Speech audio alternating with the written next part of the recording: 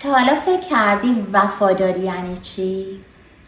ما انسان ها خیلی وقتا قول میدیم و یادمون میره. همین پتروس شاگرد نزدیک به مسیح شب صلیب بهش قول داده بود که هیچ وقت اونو ترک نکنه، ولی همون شب 3 بار اونو انکار کرد. چرا؟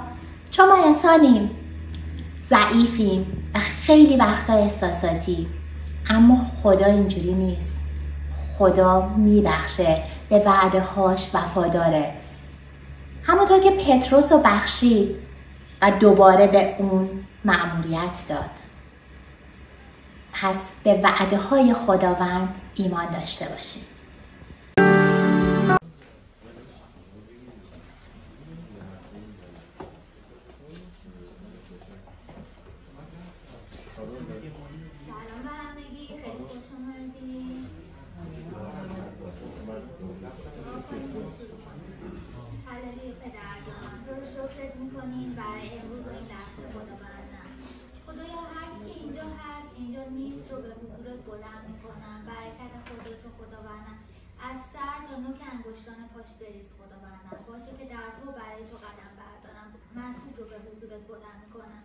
باعث امروز کلامت رو خداوندم باشه که هرچه از زبان منصوب بیرون میاد خداوندم برکتی باشه برای روزهایی که ما در توش داریم زندگی میکنیم خداوندم.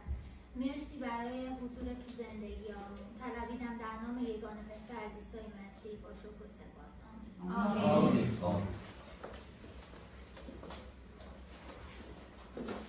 اینجا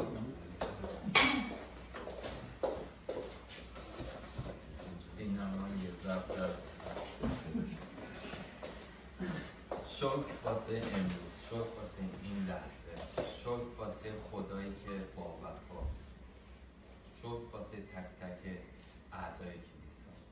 بچه ها چند روز پیش بود برادر افشار داشتن سخنرانی میکردم، منم فکرم بود که چه چیزی بگم تو این جلسات. بی وفایی اومد، وفاداری اومد تو مغز. گفتیم شروع کن. معنی وفاداری رو کسی میدونه به ما توضیح بده؟ تعهد به عهد. بله. پایداری در محبت. عهد قولمون رو فراموش نکن. همیشه. همه جا این بوده.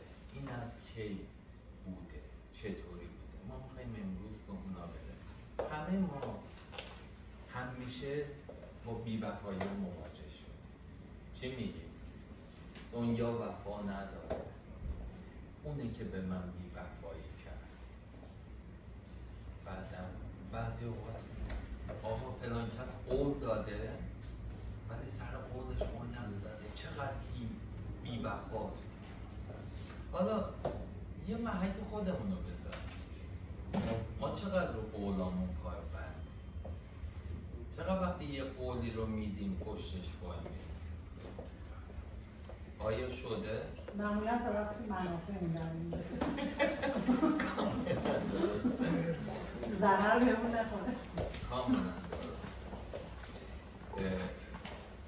ما همیشه با قول پریساتون تا وقتی منافع میدن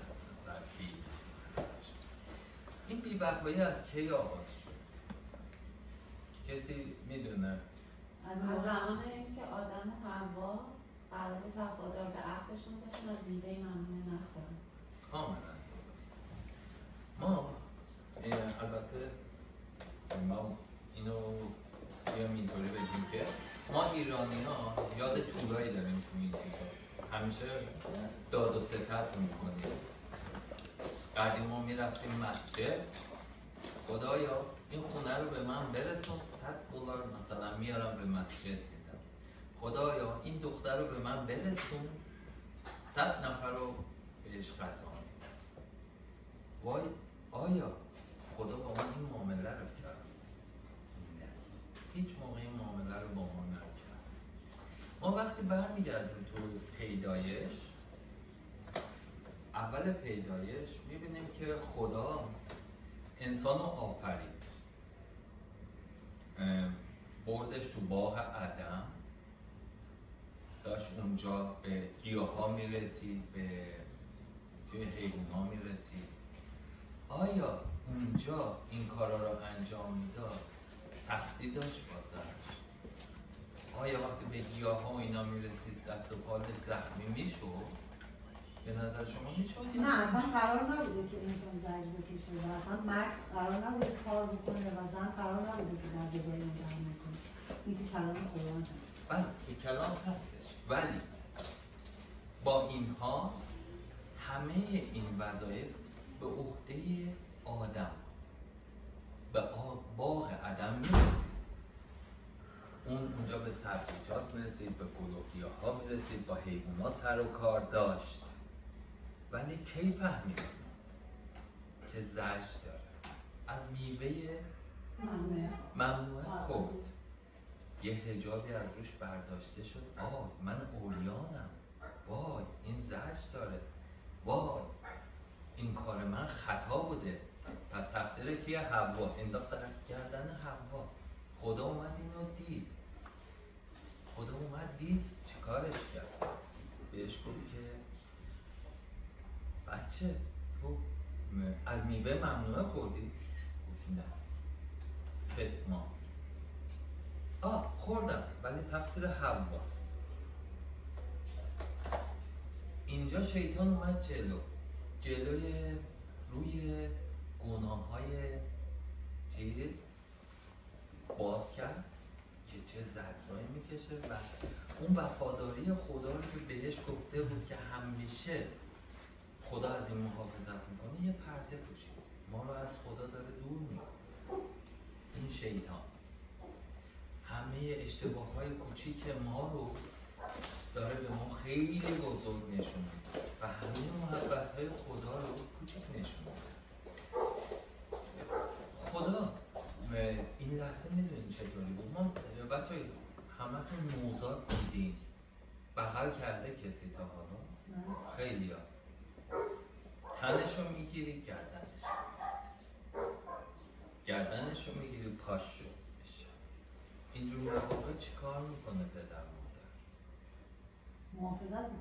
محافظت میکنه، همه جاشو محافظت میکنه، شیر میده، واکسن میزنه، اینا. شاید بعضی از این چیزا واسه بچه خیلی دردآور باشه، ولی باید اونها رو تحمل کنه که بزرگ شه، وگرنه بزرگ نمیشه.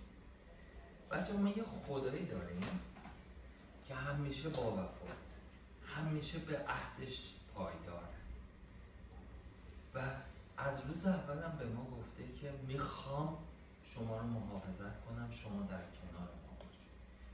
شیطان نمیخواد بذاره، خیلی جلوی ما سنگ میندازه، ولی خدا همیشه وفاداری خودش رو به ما اثبات کرده.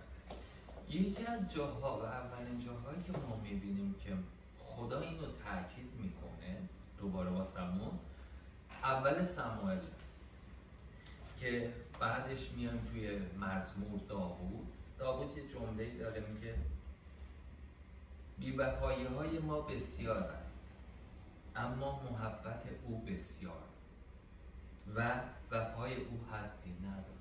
این معنیش چیه؟ کسی میتونه بگه؟ خداوند همیشه به ما وفاداره و فرزندگونه ما رو دوست داره، پدرگونه ما رو دوست داره و مثل یه پدر مادره که هیچ وقت بچه‌هاشون هر چقدر خلافکار باشن، کار بد بکنن، همیشه دوستشون دارن. خداوند هم نسبت به ما داره. کاملا. یه خورده میایم جلوتر، هوشه رو میبینیم. هوشه چیه؟ یه نبیه، زمان زندگی کرده که سمبل بی‌وفایی اسرائیل که فرزند خداونده، قوم خداونده، میره خیانت میکنه. نه یه بار، صدها بار. بت پرستی رو شروع کرده، زناکاری رو شروع کرده. به هوشه میگه که برو با این خانم فاحشه ازدواج کن، به اون توبه بکن و اون توبه کن. آقای هوشه میره با اون خانم ازدواج میکنه، میاره تو خونه خودش. چی میشه؟ از خونه این فرار میکنه، دوباره میره تو اون قسمتی که تن فروشی میکرد. ما بودیم چه کار میکردیم؟ کسی همسرش اینطوری میکرد، اولین کسی که بهش چیز میداد خود همسره بود، بعد از اون پدر مادرش، بعد از اون همسایه ها، فامیل، بعد از اون قانون. خدا چی کار کرد اینجا؟ خدا منو مؤاخذه کرد؟ نه، به هوشع گفت برو دنبالش، برش دار بیارش خونه. کسی که بهت خیانت کرد، زنا کرده، هوشع میره پول میده، یه چیزی میده به اونجایی که اون زندگی میکنه، دوباره اونو میخره میاره تو خونش. این چی رو به ما نشون میده؟ بخشندگی خداوند. غیر از این هم نیست. خدا دنبال ماست که ما رو نجات بده از هر عمقی که رفته باشیم. میخواد دست ما رو بکشه بیاره بیرون. گناه واسه اون معنی نداره چقدر ما گناه کاریم. اون میخواد تک تک ما رو نجات بده، تک تک ما. بعد از اون ما میان یه خورده جلوتر میرسیم به یوشع و اشعیا. اینا چی اومدن بگن؟ بچه کسی خاطرش هست؟ بچه زرنگ اینا اومدن بگن که مسیح داره میاد. مسیح واسه این داره میاد که به ما بفهمونه خدایی که با وفاست همیشه برای نجات ما آماده است و یکی رو میفرسته. آمین. و از همه جا حدود 700 تا ما 700 تا نزدیک 700 تا چیز داریم که عیسی میاد و اکثر اینا چی میگن اجرا شده، به وقوع پیوسته، بقیهش هم اجرا خواهد شد. ما اینو کاملا اطمینان داریم. ما باید اینجا رو در نظر بگیریم که وفاداری ما به خداوند چقدر تا چه موقع خوش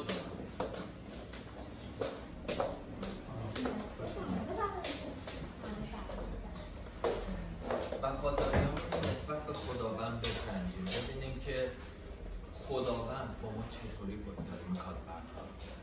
بچه‌ها خداوند واسه اینکه ما رو بسنجه روش‌های مختلفی داره و واسه اینکه بفهمونه به ما روش‌های مختلف دیگه‌ای داره.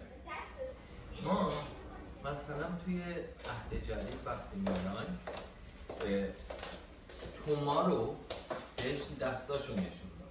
گفت توما دستتو بکن توی سوراخه که بفهمیم از این دست. واسه مریم با صداش با اون فهمون. واسه اون 2 نفر که چیزا باشون راه رفت کتاب خوند واسه شون. واسه پتروس گفت بپر تو دریا. هر کدوم به روش.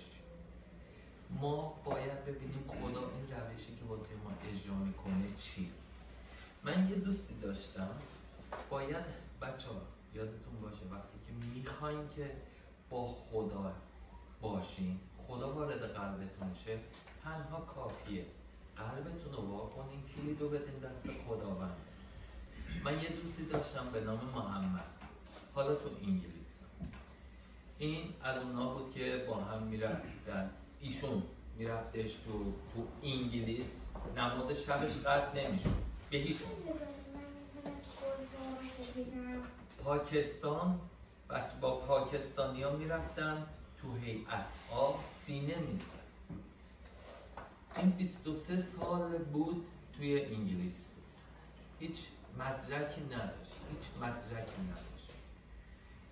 حالا اجازه کارش رو ازش گرفتن، نمیتونه کار کنه، پاسپورتی نداره که بره بیرون، مونده. زنگ زد به من راجع به مسیح باش حرف زدم که عیسی همیشه چه گناهکار چه بیگناه همه رو نجات میده، میخواد نجات بده.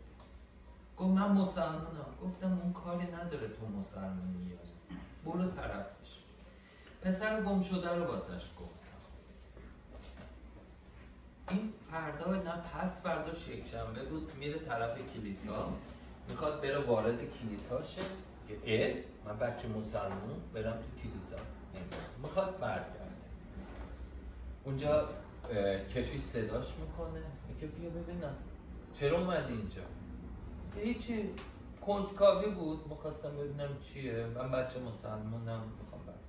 میگه تو منو یاد پسر گم شده انداخت. محمد گوشش یه خورده زنگ میزنه، یعنی چی؟ این با مسعود هیچ ارتباطی نداره. میره تو دعای توبهشو من یک هفته بعدش واسش خوندم، تو این میگه یک هفته هم حرف زدیم اینا. یه روز زنگ زد به من، گفت مسعود نه کار دارم، کرایه خونم عقب افتاده، کلی مشکل، نه ماشین دارم، چه کار باید بکنم؟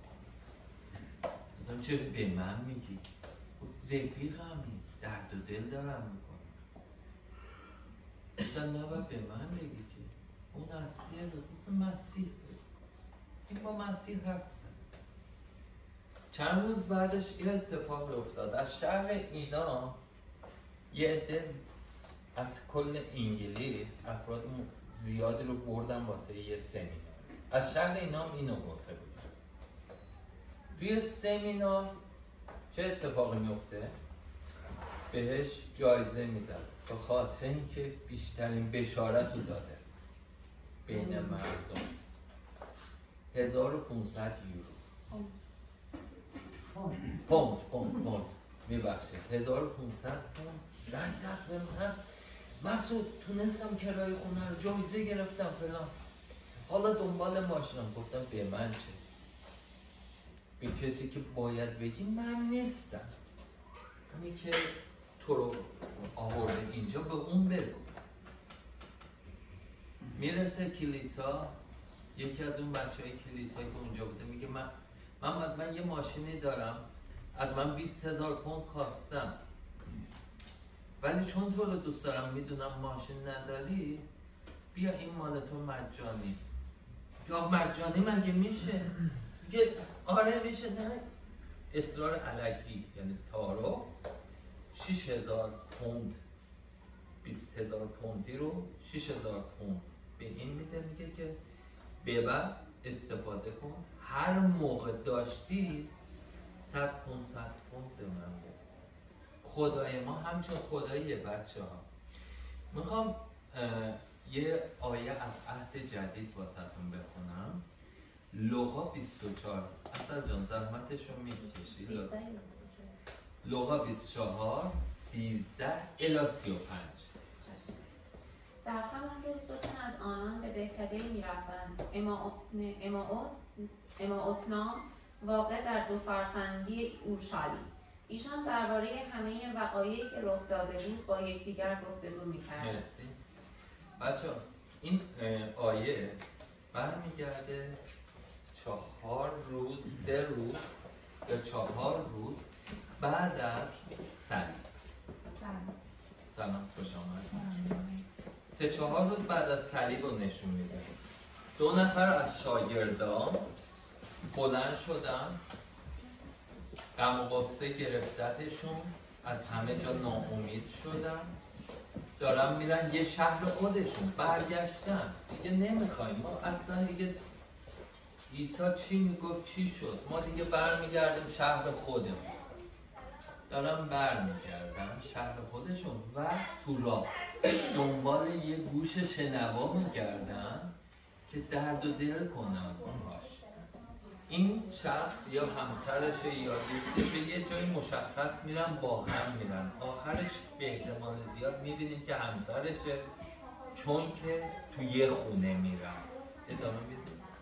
اما او را نشناختند، زیرا چشمان ایشان بسته شده بود. از آنها پرسید در راه درباره چه گفتگو میکنید؟ آنها با چهره‌های اندوهگین خاموش ایستادند. آنگاه یکی از ایشان که کلوپاس نام داشت در پاسخ گفت آیا تو تنها شخص غریب در اورشلیمی که از آنچه در این روزها واقع شده بیخبری؟ مرسی. اینا دارن صحبت میکنن، عیسی اومده باشون راه میره. خیلی مواقع این اتفاق واسه ما افتاده. ما داریم درد و دل میکنیم با یکی، ولی نمیدونیم که اونی که درد و دل میکنیم ما نیستیم. کسی که باسا خدا فرستاده. اینجا خود خداوندمون عیسی اومده باهاشون راه میره و به اون تهمت میزنن. ما چطوری به خداوند تهمت میزنیم؟ خدایا مگه تو خدا نیستی؟ تو ما رو دوست نداری؟ چرا حرف منو نمیشنوی؟ چرا دعای منو نمیشنوی؟ ادامه بدیم لطفا.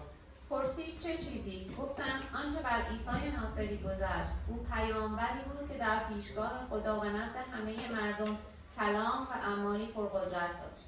سران کاهنان و بزرگان ما او را سپردند تا به مرگ محکوم شود و بر صلیبش کشیدند.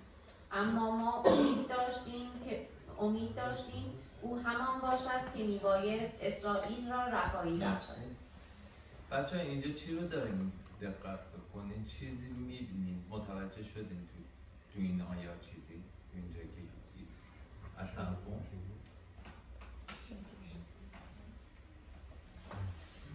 شما؟ اینه که اونا جویش بشن کلن عیسی هم جویش ببینین ما اینجا میاد اولا خداوند داره میبره زیر سوال. بعد این اصلا عیسی رو نشناختن، نه تنها چشمشون بسته است، تو این مدت 3 ساله که شاگردشن عیسی رو نشناختن. عیسی واسه چی اومده اصلا؟ مگه عیسی اومد به ما بگه که آقا وقتی به من ایمان آوردین ثروتمند میشین، درد نخواهید داشت؟ این اومد به ما بگه؟ نه. عیسی به ما گفت که دیگه فقر رو نمیچشین؟ نه، عیسی همچین چیزی به ما نگفته. عیسی به ما چی گفت؟ گفت کسی که میخواد با من بیاد صلیبشو بر دوش من بگذارم، صلیب خود را بردارد به پشت من بیاید. یه جای دیگه میگه کسی که من هممون صلیب داریم. یه صلیبی مثلا صلیب بعضی ها همسرشونه، صلیب یکی بچه‌شونه، هر کی یه صلیبی داره. یه ذره منظورتون از صلیب بیشتر توضیح میدید؟ صلیب درد و رنج هاییه که دنیا رو دوش ما میذاره. اونا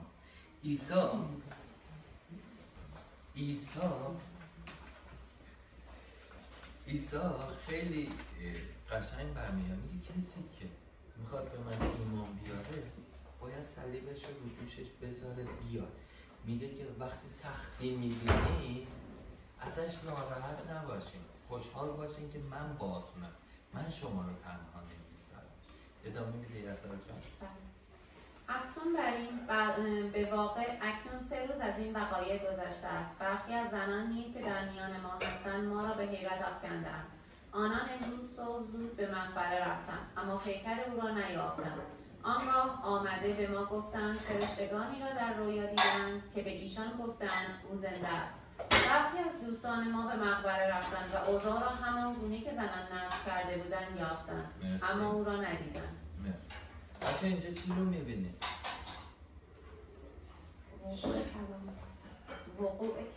وقوع کلام و وعده رو میده. خب ولی 2 تا چیز دیگه هم میبینید. باز برمیگردیم مقطع قدیم. میگه زنان رفتن. بچه اون موقع یهودی ها زنان رو حساب نمی کردن. تو اینجا مریم میره، گفتم با طرق مختلفی میشنویم ما خدا رو، میبینیم خدا رو. اینجا مریم با صداش دیگه خب میگه که اون زنان رفتن ولی با اینا پشتش شاهد میاره. شاهدش کیه؟ مردان هم رفتن، یعنی هر گونه حساب نیست، مردان رفتن ندیدن. ادامه. آنگاه به ایشان گفت ای بیخردان که دلی دیرفهم برای باور کردن گفته‌های انبیا دارید، آیا نمی‌بایست مسیح این رنج‌ها را ببیند و سپس به جلال خود درآید؟ سپس از موسی و همه انبیا آغاز کرد و آنچه را که در تمامی کتب مقدس درباره او گفته شده بود بر ایشان توضیح داد. چون به دهکده‌ای که مقصدشان بود نزدیک شدند، عیسی وانمود کرد که می‌خواهد زود شود. بچه‌ها اینجا چی کار میکنه؟ عیسی خداوند ما چی کار میکنه؟ بشارت قدیم رو به عهد جدید رو یادآور عهد قدیم. اون زمان دین چی بوده؟ عهد قدیم بوده. کتابای عهد قدیم رو واسهشون باز میکنه، نشون میده، میخونه که این اینطوری و بشارت هایی که واسه اومدن عیسی دارن رو به اینا میگه، ولی باز اینا نمیگه. حالا میخواد دور شه، میگه که میخواست دور شه ولی الکی بودیم. چرا؟ برای اینکه محکی بزنه ایمانشون، محک ایمان رو میخواد چیز بزنه. بچه ها ما خیلی مواقع فکر میکنیم که خدا ما رو فراموش کرده، خدا دیگه ما رو نمیبینه، نه کنارمونه، نه روبرونه، نه پشتمونه. اون مواقع میدونیم کجاست؟ خدا کجاست؟ گفتم بغلمون کرده، یه جای دور وایستاده، ما رو از دور نگاهمون میکنه. بغلمون کرده چی؟ اونجا آسیب زیادتر از این نبینیم. دور وایستاده، ما رو نگاه میکنه. واسه چی؟ واسه این که بچه‌هاش لوس نباشن، کار خودشون رو انجام بدن. ادامه میدین؟ آنها اصرار کردند و گفتند با ما بمان، زیرا چیزی به پایان روز نمانده و شب نزدیک است. پس داخل شد تا به ایشان بماند. چون با آنان بر سفره نشسته بود، نان را برگرفت و شکر نموده پاره کرد و به ایشان داد. در همان هنگام چشمان ایشان گشوده شد. مرسی.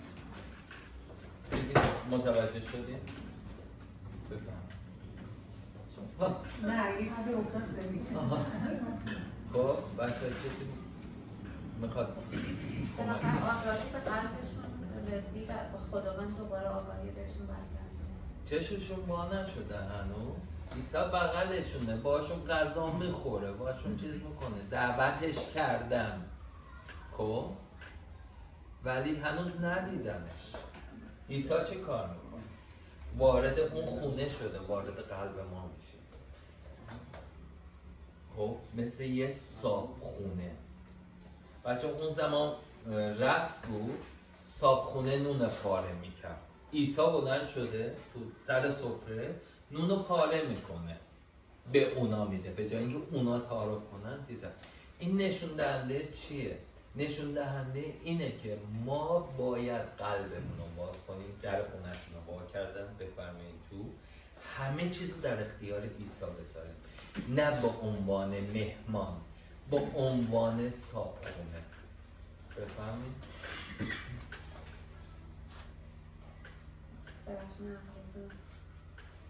او را شناختند، اما در دم از نظرشان ناپدید گشت. آنها از یکدیگر پرسیدند آیا هنگامی که در راه با ما سخن میگفت و کتاب مقدس را برایمان تفسیر میکرد دل در درون ما نمیتپید؟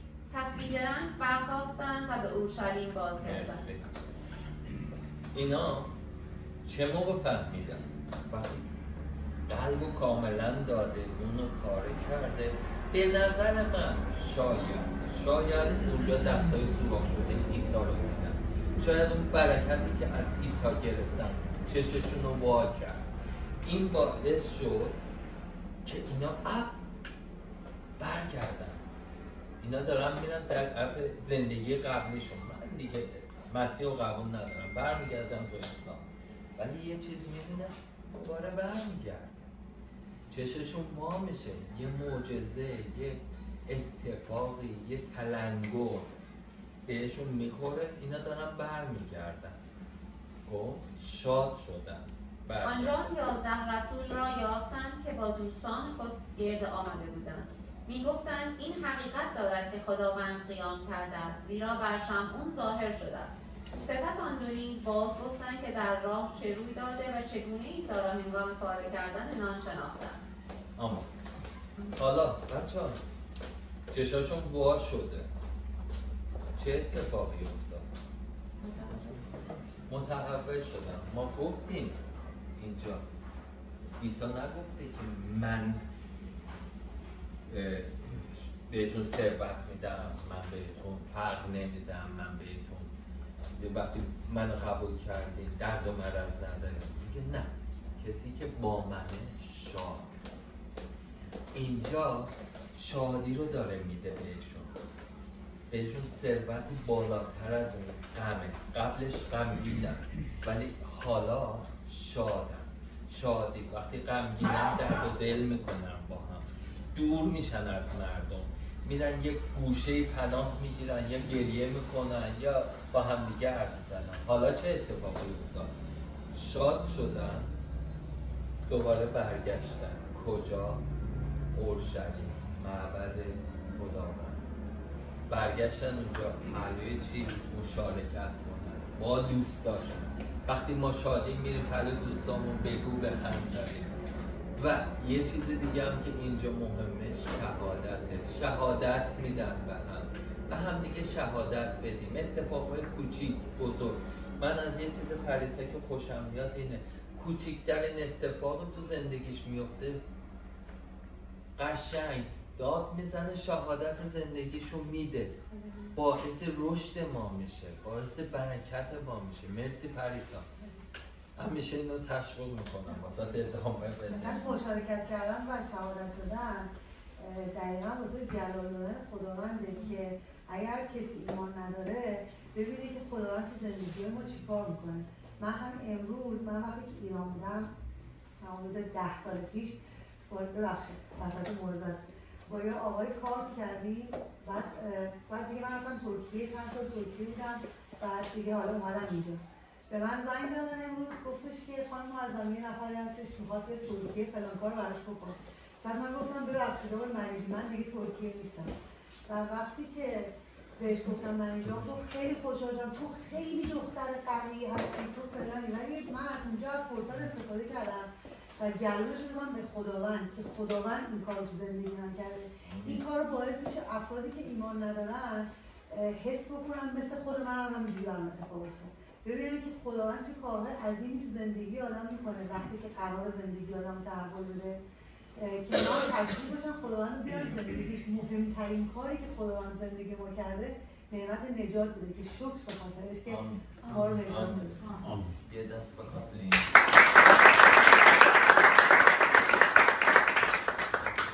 بچه حالا وقتی که ما کلید قلبمون رو میدیم به خداوند چی کارا باید بکنیم؟ چه کارایی باید کاملا 100% اعتماد کنیم بفهم. کارایی که هم کرده انجام بدیم و کارایی هم که نکرده انجام ندیم. اطاعت کردن کاملا دیگه. صبر داشته باشیم که به موقع انجام بشه دیگه. و اینو بدونیم که خداوند یه موعظه من از کشی سیامک زرگری گوش میکردم، اسم موعظه وادی اشک‌ها بود. خداوند اصلا توی شما زمانی که شما دعوا رو در نظر بگیرید، اون پایین غم هست، غصه هست، ناراحتی هست، اشک هست، اونجا جایگاه خداوند نیست. خدا دوست داره تو به شادی برسی، به سلامتی برسی، به ثروت برسی. اما زیبایی خداوند دقیقاً اینه که توی اون چاله هم تو رو رها نمی‌کنه و همیشه کنار تو هست، ولی جایگاه خداوند میشه. جلال خداوند در ضعف‌های ما چیکار باید بکنیم که برسیم اونجا؟ اولین کاری که میکنیم کلید قلبه و 100% اطمینان داشته باشیم که این کار انجام میشه و اطاعت اونو داشته باشیم. دومین کار میگم، سومین کار نفس خودمون رو قربانی کنیم. من میرم اینو بخرم که این کار رو کنم، این به ضررم پریساست ولی به نفع من اشکال نداره میکنم. این نفس این باعث میشه که من دور شم، این باعث میشه که من خدا رو فراموش کنم. این کار رو نکنیم، نفس خودمون رو قربونی کنیم و همیشه بدونیم وقتی دعوت میکنیم کلیدو میدیم نه به عنوان مهمان کلیدو بدیم، به عنوان صاحبخونه بدیم. صاحبخونه است اون که وارد قلب ما میشه.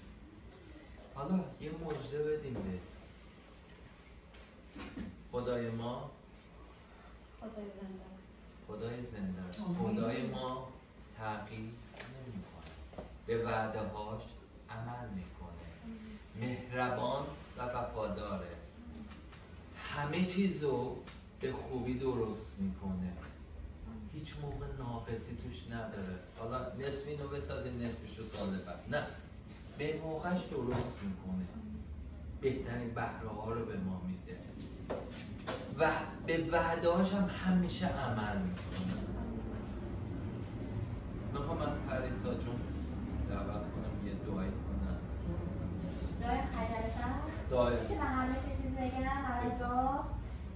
من قبل از دعا، قبل از پایان جلسه صحبت مسعود درباره محمد صحبت کردش، دوستش که انگلیس هستش. محمد توی اداره ایمیگریشن خیلی به مشکل برخورد کرده و داشت دیپورس میشد کلا.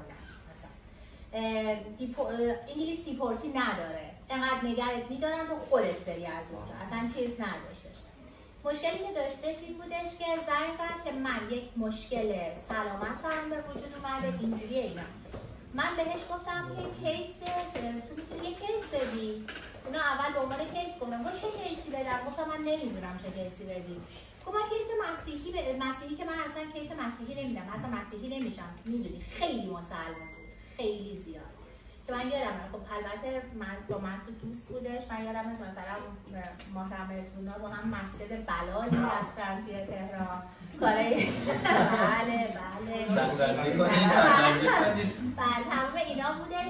الان محمد یکی از خادمین خوب کلیسا هستش توی انگلیس، داره خدمت میکنه. کار ایمیگریشنش همه چیز درست شد، اصلا احتیاج نداره دیگه بخواد، یعنی اصلا به خاطر مسیح نبود، به خاطر ایمیگریشنش بیشتر دامن مسیح رو گرفت. اینجاست که کسی جاج نمیکنه کسی نمیگه ایمان کسی رو بگه به خاطر چی، به خاطر چی. همه ماها اومدیم که خوب زندگی کنیم، این دلیل نداره که بخواد مثلا چیز باشه. اون به خاطر ایمیگریشنش چسبید به مسیح، ولی از یکی از خادمین وفادار هستش، توی کلیسای انگلیسی داره کار میکنه توی انگلیس. نه اول خواستم بگم یه چیز دیگه هم بگم که ما کلیسامون دوستان، ما روز چهارشنبه جلسه بایبل استادی خیلی پرباری داشتیم از برادر افشار که توی اتریش هستش. ما با هم خدمت میکردیم تو ترکیه، از 2013 هم دیگر میشناسیم. خیلی رشد کردش و الان از کلیسای فکر میکنم سلام ایلام زنده هستش که از شاگردای کشیش سیامک زرگریه. خیلی خوب بود، خیلی پر روح خدا بود. میگم که واقعا دعوتتون میکنم که بایبل استادیای جوین شین، قشنگ تو خونه میتونین باشین جوین شین. هم پستر الینا خیلی کلاسشون پر از روح خداست، هم البته به عنوان مهمون اومده بود. رو ساعت‌ها خیلی فرق میکنه، مشکلات هست. الان اگر قبول کنه که گهگداری بیاد ما رو برکت بده که خیلی عالیه. از اون من تو رازگاهانم داشتم دعا میکردم، باز یه آگاهی برام اومد که اینو با پستر بیلی و با مسعود در میون گذاشتم و با پستر الینا بعدا گفتم بهشون ما قراره از این به بعد، البته اینی که میگم این چیز نیستش، این اجباری نیستش که همه اجبار داشته باشی که بخوای این کار رو انجام بدی، اصلا اجباری نیستش. قرار شدش که از این به بعد بایبل استادیا، خب کسایی که میخوان بیان حالا مثلا همینجور شرکت کنن، مطابق معمول شرکت کنن، دوستم ندارن شرکت نکنن، این از این. ولی قرار ما بایبل استادیایی که داریم، کسایی که دوست دارن و دوست دارن که با اشتیاق دارن پیگیری میکنن و میان، ما بهشون سرتیفیکیت میدیم، یه سرتیفیکیت خیلی رسمی بهشون میدیم و معتبر. در هر ترمی که پاس کنن سرتیفیکیت دارن و اینم امروز که من با پستر الینا صحبت میکردم باید ثبت نام کنم تو همون کلیسا. بقیه هم هستن ولی اینا خب به طور جدی هست و آخر هر چیزش هم امتحانش هم کتبیه اینجوری نیستش که بخواد چیز باشه. امتحانش کتبی هستش و سرتیفیکیت میدن بهشون. حالا اگر دوست داشتین یا حالا توافقای آخریه که بخواد بشه، چون میدونم که فکر میکنم حدود 5 تا سرتیفیکیت میشه برای عهد قدیم. عهد جدید رو نمیدونم، من دانشش رو ندارم، فقط در حد یه پیشنهاد بوده دارم قبول کردن. حالا بقیه‌اش رو توی گروه کلیسا میذارم. برکت خدا باهاتون باشه. قبل از چیز بچه‌ها من نمیخواستم راجع به این بگم، ولی خب محمد که گفتن، محمد 23 سال تو انگلیس که چیز بگیره نشد، ولی وقتی این کار رو شروع کرد، وقتی قلبش رو داد به 20 سال، دقیقاً 6 ماه نشده هم اجازه کار، هم قبولیش اومد، هم پاسپورتش رو گرفت. اینو بدونید یکم سرتیفیکیت ها رو بچه ها هیچ کس مجبور نیست، اطلاعات خودتون باید بگن. اینو هم میتونید واسه خودتون نگهدارید، هم تو امیگریشن ارائه بدید. مجبوری نیست. پریسا جان زحمت تو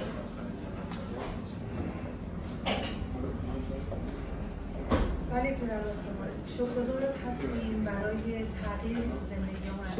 خداوند شکر که از من گناهکار استفاده کردی که استفاده کردی.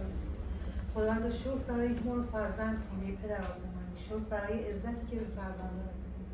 شکر که ما رو عروس آسمانی خودت کردی خداوند. شکر برای تک تک لحظه هایی که حضورت رو در تک تک سلول های بدنم و در تمام اتفاقاتی که توی زندگیمون میفته میبینم ای خداوند. حرکت رو میبینم، تغییر رو میبینم ای خداوند. شکر برای ساختن‌هایی که توی زندگی‌ام داری پدر آسمانی. شکر برای مسیرهایی که برای زندگیمون تعریف کردی پدر آسمانی. با اطمینان خاطر، با قوت قلبی که خودت بخشیده خداوند و میدونیم که آخر این راه خداوند تو هستی، اون چیزی که تو برای ما در نظر گرفتی هستش.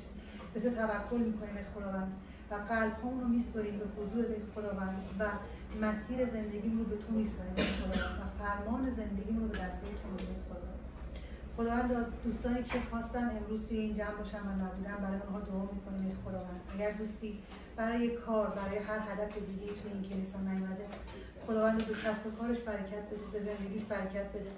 و اگر کسی هستی که خداوند هنوز نور تو رو لمس نکرده، از صمیم قلبم با تمام ایمانم، با تمام اون چیزی که به زندگی من نشون دادی، تو زندگی به من نشون دادی، ازت میخوام که قلب‌هاشون رو لمس بکنی. روح القدس خودت رو پر بکنی، بدن اونها رو پر بکنی از روح القدس خودت خداوند و عشق زندگی کردن در تو رو بهشون بچشونی خداوند. خداوند سپاسگزارتیم در هر شرایطی، در تمام پستی‌ها و بلندی‌ها با فروتنی میپذیریم آنچه را که تو برای ما رقم زدی، اون اتفاقایی که برای زندگی ما پیش میاد خداوند. به خاطر اطمینان قلبی که بهت داریم مطمئن هستیم که تمام اینها در مسیر رشد ما هستش. با شکرگزاری در نام عیسی مسیح دعا کردم. آمین. آمین. بچه چند نفر جدید داریم، میخواین خودتون رو معرفی کنید؟ من مرتب میام ولی خب دعای نجات خونده شده بودم. من میلاد هستم، میلاد ناصری. من خوشبختم. برادر وفا و خواهر خوش اومدید. خوش آمدید. بچه بفرمایید چایی.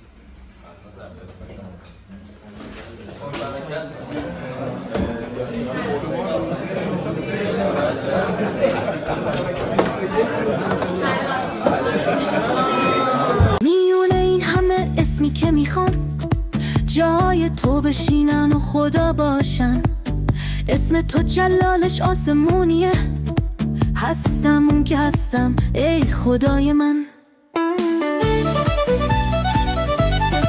همیشه توکلم به اسمته، همه خوبیام از تو پدر.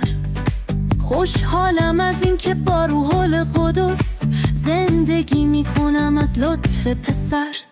یهوه یرا مهیا کن برام راهایی که واسه تو باید برم، نه واسه تو بلکه هم واسه خودم، واسه مسح بیشترت منتظرم.